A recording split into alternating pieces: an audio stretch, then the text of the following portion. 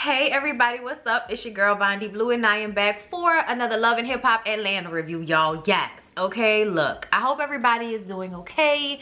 I hope you are staying inside no matter what your state tells you to do. And I hope you're just protecting yourselves and staying blessed up, okay? So let's go ahead and get into this foolishness.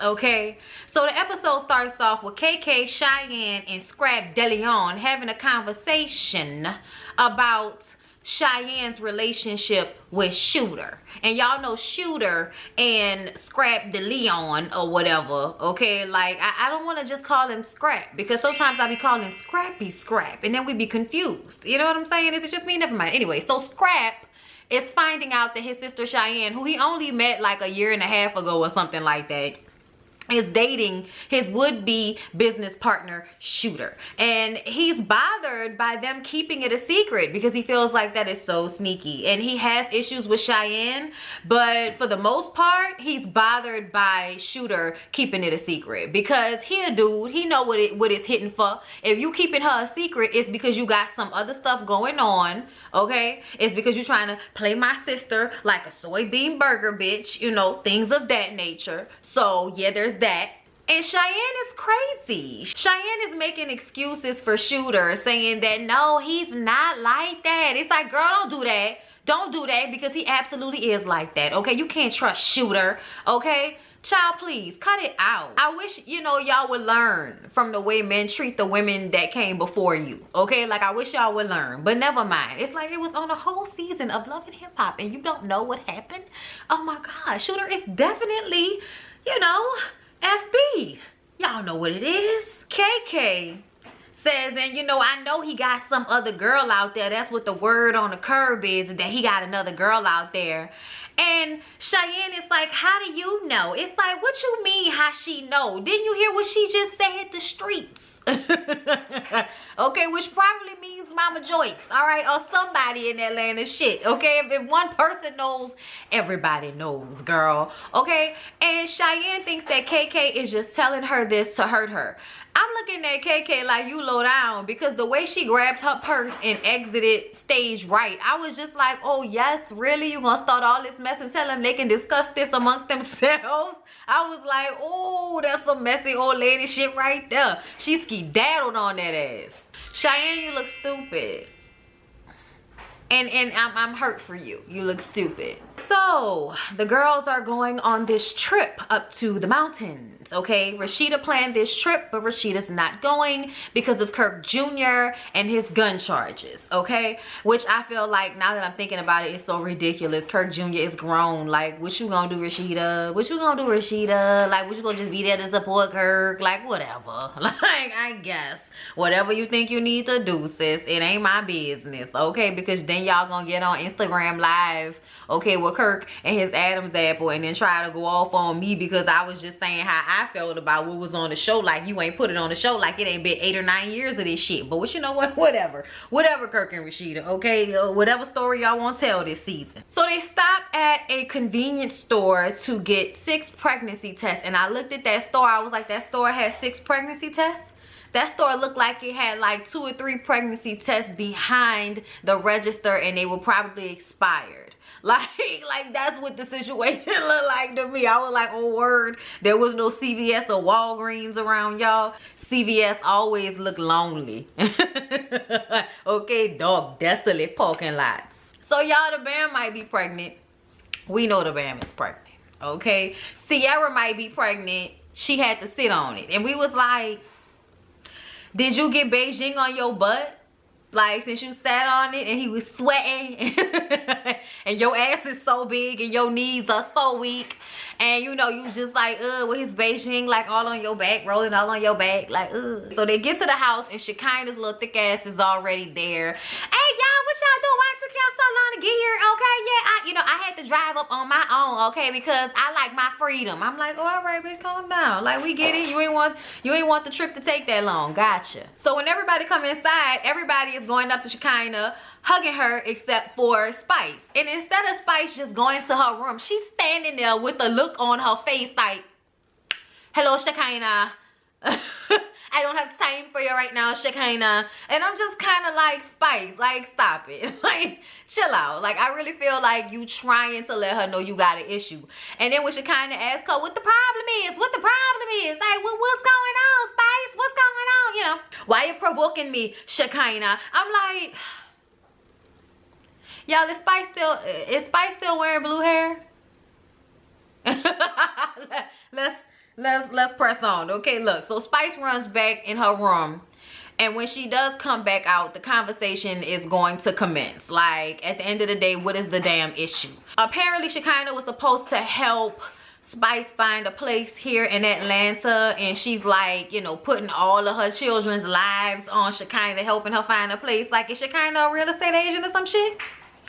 Like, what is that about? Are we really that upset? You know, she say every time she calls Shekinah, she doesn't answer, or whenever they make plans, all of a sudden she can't come. And I'm just kind of like, Spice, girl, get a real estate agent. It's Atlanta. They're everywhere. They're like strippers. They're everywhere in Atlanta. What is the problem? I just think this is something stupid to be mad at somebody about, but I do understand what she means, because I can't stand when my friends ignore me for too long. I'd be like, oh yeah, bitch, okay then, I see you. She kind of said that Spice is only in town for a few days whenever she is in town, okay? She got stuff to do like everybody else, but it's not like that, okay? She feel like she and Spice have a real friendship. For some reason, Carly is jumping on the bandwagon as well, and I don't know why, y'all. Oh my God, like Carly, my girl, like, what have you done to yourself? Y'all, every time I see her, I'm like, what's happening? From her ass, which is like falling all on the outside of her legs, like her legs don't look like they're actually holding it up, and then she's like getting this grandma walk. You can tell like her back or her knees hurt or both. And you know, then her lip is drooping, and I'm just kind of like, oh my God, Carly, because I'm watching like old episodes of Love and Hip Hop Atlanta from season 3, back when Carly, you know, still looked like herself, and I'm just like, oh my God, Carly, you didn't need to do this, sis. Why? Oh, she ain't gonna hear me anyway because she didn't block me. That bitch had me blocked for years. I said, oh, she must have saw me. Spice tells Shekinah she doesn't want to be her friend anymore, and I'm like, okay, I guess, cause I just don't care. Like, okay, Spice and Shekinah aren't friends anymore. Like, okay. Mimi is like, well, I mean, I said I would take you to the strip club, and I didn't take you to the strip club. And she was like, yeah, you too, Mimi. Okay, like, I was like, damn, anybody can get it. Anybody can get it. What I thought was so funny is when the shit seemed like it was about to get physical between Spice and Shekinah, somebody was like, don't fight her, she's Jamaican. Don't fight her. I was like, yeah. Don't do it. Like, she looked like she gonna like just tackle you and then like roll you over. You know what I'm saying? You know how like they run and jump and roll over a bitch like a stripper? Like, it seemed like her legs, okay, her legs would just not allow for the ass whooping you think you might be able to serve up to somebody like Spice. Her routine on stage is too aggressive for me. Bitch, I couldn't do what you do on stage, let alone like just irregular let's fight life. Like, so y'all, the BAM. Okay, so y'all, what is the BAM talking about? Like, first of all, the BAM, you know, FaceTimes with Scrappy and Breland, little cute precious baby. He's so cute. Okay, trying to get the girls to shut up about her taking this pregnancy test. She won't have a good time. She want to do shots. She don't want to have to worry about being pregnant. And then on top of that, she feels like, you know, Scrappy needs to step it up. And I'm like, huh? Don't y'all live in a house? Ain't y'all married? Don't y'all already have a kid? What more stepping up exactly does he need to do? Let me know. What is Scrappy not doing right? What is Daryl fucking up on currently? BAM. Let us know. Because sometimes I feel like the BAM just be trying to create issues where she don't really have none, okay? But then at the same time in the confessional talking about she has a happy marriage, okay? Then what are you talking about? He need to care. You contradicting yourself. You must be pregnant because that's the pregnancy brain. You don't know what the hell you talking about. She don't know whether she happy, upset. She don't know what's going on right now. Okay, but she got time for jokes and shit. So everybody takes the pregnancy test. They go upstairs. They get into their little pajamas and all of that. And then they come back downstairs. Carly says that she's not pregnant because she's going through a divorce. I said, said Carly. I said Carly. That's the reason? That's why. Oh, cause you're going through a divorce. Oh, okay. Bitch, if you don't stop. Y'all stop lying about y'all age. Y'all are black women. Y'all, I don't know anything about this. Like, the black women I grew up around always look at least 10 or 15 years younger than they really are. So they were always happy to say how old they were. Everybody else, okay, like, we knew Mimi wasn't gonna be pregnant. Like, what sperm has been inside Mimi recently? Like, what is going on over there with you and your girlfriend if you over here taking pregnancy tests? What is y'all wasting money for? Never mind, moving on. Okay, we knew she wasn't pregnant. And then I guess Shekinah and Spice, everybody was negative, and the band was pregnant, but we kind of glazed over it. And Sierra looks at her pregnancy test and she's pregnant, and she burst into tears. Oh no, that's not mine. That's not mine. No. And everybody is like laughing at her and shit. Y'all, the band was looking at production like I feel terrible, but I can't stop laughing. Y'all, that shit was so funny to me. It was a joke, okay? Bambi peed on 2 pregnancy tests because she saw the first one was positive, and then she went and peed on another one and decided to fuck with poor, fragile Sierra. Okay, Sierra can't have not another thing happening to her this season. Okay, all these court cases and shit. Now she could possibly be pregnant for Beijing BK. She was so distraught. Why are you with that nigga if you were this upset that you could possibly be pregnant for him? I was dead to the damn floor. Okay, like, oh my God. So then everybody talks about their family and their kids and what their life is like, and you know how terrible these niggas are. Y'all, let me say this. Like, at the end of the day, these niggas are flawed, okay? But I also feel like I am surrounded by good dudes. Like my cousins, my husband, their friends. You know what I'm saying? Like, I'm surrounded by people that aren't necessarily fuckboys. You know, we all make mistakes. But everybody's not, like, out here trying to fuck over, you know, their feet. You know, not trying to go through mad women and all of that. You know what I'm saying? Like, so I sometimes feel like I wish women would take responsibility for the choices that they make in men and stop acting like every dude out there is terrible. And that's why I've been through this. You know, she kind of starts talking about how she was beat up by 2 of the men that she's been in relationships with. That's why she don't, you know, have nobody right now. And Spice is talking about how she don't talk to her baby daddy right now because, you know, he's a fuck boy. You know, now look, the thing that killed me though is before they got into this serious conversation, Carly and Spice are messing with Shekinah, and Carly's talking about she needs peeing in her mouth and that's the only way she'll be quiet. So they chase her around the kitchen with a clear, you know, huge dildo, which is funny to everybody. You know, Mimi's like the mom of the group and shit, and Bam and everybody else are just kind of like in other places of the house minding their business, and these, you know, 3 little Teletubbies is running around the house rolling on the floor together. And then all of a sudden the conversation gets deep as hell and everybody's screaming and crying about their terrible experiences with their men. You know, Shekinah's like, Mimi, what about what Stevie J did to you? It's like, bitch, look, don't bring my trials and tribulations up, okay? Like, even though Mimi was like, yeah, I'm sure inside of Mimi's head, she like, bitch, I did not come on this trip for this, okay? I came on this trip to have a good time, not to cry about the niggas of past, okay? Like, at the end of the day, if they in the past, let them be in the past. What is y'all sitting up here going through all of this for? Oh my God. Like, I get it. I do. But Lord, they was just all over the place. They have this come to Jesus moment. Like, you know, let's commiserate on all of the fuck boys we didn't have babies and been in relationships with. Gotcha. Okay, we think everything cool because Spice and Shekinah hugging it out and, you know, laying chest on each other's titties and all of this. And I was just kind of like, okay. Then the girls go ice tubing, which is super duper fun, okay? Shekinah says that Carly and Spice are continuing to bully her even after they had their moments, okay? They had a heart-to-heart and they still making little comments, saying little shady shit. And it's just really starting to get to Shekinah. So back in Atlanta, Jock goes suit shopping with the fellas, okay? And it seems like every dude on the show, okay, everybody. Jock is still complaining about Kendra and how controlling she is. It's like, Jock, are you setting us up to tell us that you're not really, you know, ready to be married to this woman? Don't sit up here and try to make her the bad guy as if her trying to get y'all 401ks and all of that type of shit together is a bad thing. Please stop. Okay, if you need to gather your life, that's what women do when they get with y'all. They gather y'all. They put y'all together. I know y'all think y'all be together, but y'all don't be. Okay? And then a woman come in your life and try to get you together. Make sure your ass have health insurance and shit like that. Because y'all niggas be out here with prepaid phones, no health insurance, driving on like bare minimum, you know, car insurance and shit. Y'all be out here doing the bare minimum until y'all get y'all a woman. Okay? And that's what this sounds like to me. Jock, stop complaining. Okay? Because you could be out here being used up by these young girls, coloring your hair and shit and still trying to be cute.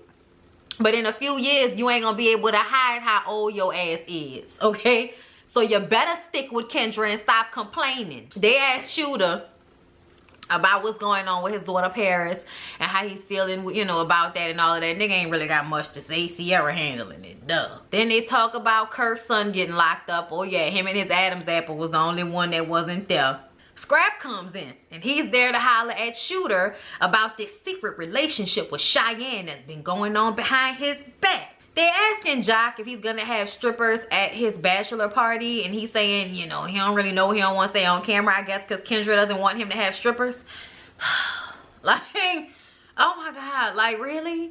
Like really, is that what you expect? You expect for them not to have strippers and everybody's from Atlanta, living in Atlanta? Like the only thing that's gonna stop him going to the strip club is the pandemic. That's about it, okay? Like if it wasn't for the pandemic, he would still have strippers and you probably just wouldn't know about it, okay? I don't know why you waste your time getting yourself upset about inevitabilities like Jock having strippers at his bachelor club. Like, get out of here. So Scrap and Shooter go into the corner to have this very serious conversation in his clothing store.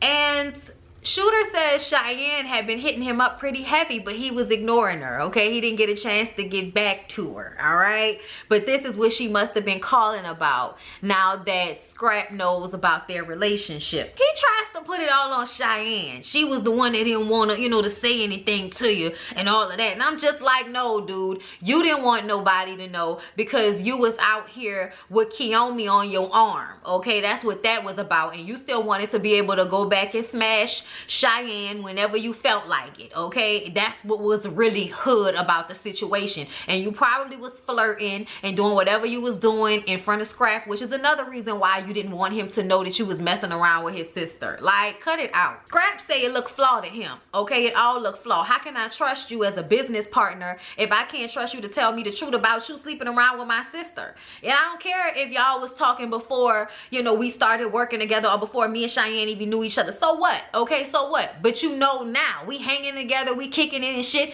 and you sitting up here not telling me that? Nah, I need to rethink this whole business venture, partner, okay? And she was like, it's like that? Yeah, it's like that. You can't be flawed at everybody and think they gonna be cool with it. All of these dudes aren't flawed like you and don't care about their family. Like, I'm sorry. Okay, you care about your family. Okay, but do you care about your family? Because it don't look like it. I'm just saying, the way he brought Kiyomi around his kids like that, while you still messing with another chick, you and Kiyomi in an open relationship, having this damn conversation with y'all kid in the house and shit. Like, I'm just sitting up here like, would Sierra be okay with this?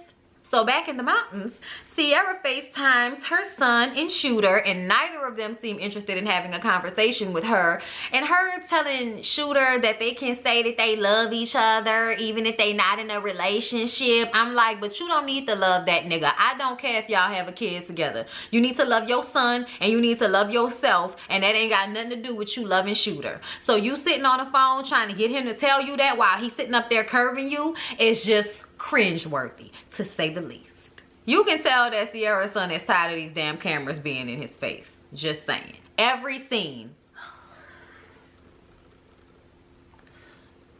Son straight up don't care. So y'all, then we see Shooter with Kiyomi. Okay, Kiyomi is at his place, all right? His son is there. Paris is the only one that's not there. And I'm sure it's because she would have like either not been comfortable or had something to say, because his son didn't seem to be like okay with her being there like that. Like, she making fucking spaghetti with ketchup. Now, you do put sugar in it to cut the acidity, but you do not put ketchup in spaghetti. Talking about, you know, I'm from the South and I learned how to cook from my mom and my grandmom, and bitch, they couldn't cook neither. Okay, if they taught you that, they couldn't cook, and neither could you. I'm gonna tell you right now, okay? Tomato paste and tomato sauce do not cost that much damn money. Okay, it's one of the cheapest things you can make. Ground beef, tomato paste, tomato sauce, okay, and for us out here, Creole seasoning. All right, but if you just want an onion, that's it. But Creole seasoning is parsley, onion, green bell pepper, garlic. Okay, it's a whole little medley of onions and garlic and all of that, and parsley chopped up. Okay, and that's what we call Creole seasoning, and that's what we put in damn near everything. Okay, everything. All right, the only thing I don't like it in is eggs. All right, but you know, and grits and stuff like that. I don't like it in my breakfast food, you know, except for if there's potatoes involved, and that's the only time I'm cool with that. Okay, but that's just, you know, topics for another time. Either way, I don't know who told you ketchup was the move, but it's not. It's not. That's terrible. You should be ashamed of yourself. You said it like you was cooking good food. Then Shooter, little boy, wouldn't even eat that shit. She asking him about Spice, because when she was at the little self-defense class, Spice asked her who her man was. She won't know if she know her, because she don't want no bitches disrespecting her, because she's the HBIC. I say, oh, somebody grew up watching Flavor of Love and I Love New York, huh? Like, bitch, if you gonna go somewhere with this, you done had bitch in charge of what? Girl, cut it out. Like, y'all in an open relationship and you just want to make sure them hoes don't disrespect you. Bitch, if they can have your dick, then like, what else is there to respect? Let me know something. Like, I guess y'all dressing up alike and him, you know, fronting old girl out in front of you made you feel good about yourself and everything. But at the end of the day, I don't think he really care about you. Like, do I think Shooter really care about Kiyomi? Boy, bye. I think Kiyomi looks good on his arm, and I think that she makes for a good storyline on this show. Don't nobody know Cheyenne, okay? But we know that Kiyomi was in the mug shot and she beat Bow Wow ass. We know that. But he assures her that she's #1 in their, you know, open relationship. Like, I don't hate on open relationships at all, but I feel like there are females that say that they're in an open relationship and that's not really what's going on. Okay, like, okay, you can't do nothing, or you better not do nothing. He can do whatever he want, but you acting like you okay with it because he gonna do it anyway. Girl, bye. Over no damn Shooter. And then she got so many questions about Sierra, and she know Sierra and Carly got beef, and I'm just kind of like, oh, you real in the business for somebody that ain't even on the trip. Y'all, Young Jock meets with his event planner. Her name is Mita. I don't know what her, I think they said her name was Mita. That's what the subtitle said. I don't really care. It looked like Jock used to sleep with her. Tell you the truth, okay? But he's having a game night and he is bringing some of his friends there to play. Scrap, his sister Cheyenne, Kiyomi, Shooter. That sound like a fun game night to you? That's the friends you was talking about? Boy, y'all don't get on my face with this produce that shit. I'm just saying, this is not the clique. This is not the clique. Also, Cheyenne apparently goes way back with Young Jock as well. I said, Cheyenne, you is spreading that shit around on toast, ain't you? Like, damn. You have, in the way Jock was looking, he was looking like, I don't want to say anything. I don't have no pause. I don't have no pause. I don't have no pause. But it looked like you had some pause for that. Like, that's what it looked like to me. Cheyenne, sis, if you're not married, you single. Shut up. Talking about you not single. You are very single. You're here by yourself. If you're here with your brother, you're here by yourself. You are singular. You are single. When Scrap said, I guess you and Shooter a couple, I damn near died. I was just like, they not though. Jock is like, oh, well, they coming tonight. I was like, of course they are. Then Erica and Safari pop up out of nowhere. I was like, oh, look at y'all. Hey, you know, I like them. So I was happy to see them. Straight what's going on here? What's going on here? Erica really wanted to know what was happening. Okay, when shit started to get rowdy. I don't know none of these people. What's happening? Jock, tell me. That shit was funny. When Scrap kept saying what my brother-in-law at, you know what I'm saying, y'all? I was like, Cheyenne, you look so stupid, sis. Jeez Louise. She said she didn't want Shooter to come between she and Scrap. And Scrap was like, he was never gonna come in between me and you. Know that. And then here he come in matching white outfits with Kiyomi. It looked like he got a girl to me, bitch. And she got up and she was trying to talk to him, and security came and got in between them, and Kiyomi was like, oh, what's up, girl? Like, if you want to talk, we can talk together, okay? But this is not a big deal. It's like, it's not a problem, you know, because he's already told Kiyomi about Cheyenne at this point. So, you know, just to let her know before they got here. That was what they talked about when she put that ketchup in the spaghetti, that he was messing around with Cheyenne, you know, somebody he would go and hit, you know, ever so often and all of this and that, all right? And now he's standing in front of the girl, and Cheyenne like, let me talk to you, let me talk to you. And I'm like, girl, why is you embarrassing yourself? You don't need to have no words for this nigga or this bitch. You need to have no words for neither one of them. It need to be like, oh, I see you. I see you. Okay. I see you. I got you. We good. Like, you don't never do all of this for no dude or no chick. Like, you made Kiyomi, whatever her name is, you made her look better than you in this situation, and I felt so bad for you. But it's like, I don't even know what to say. Like, why would you do all of that? I'd have just been like, okay.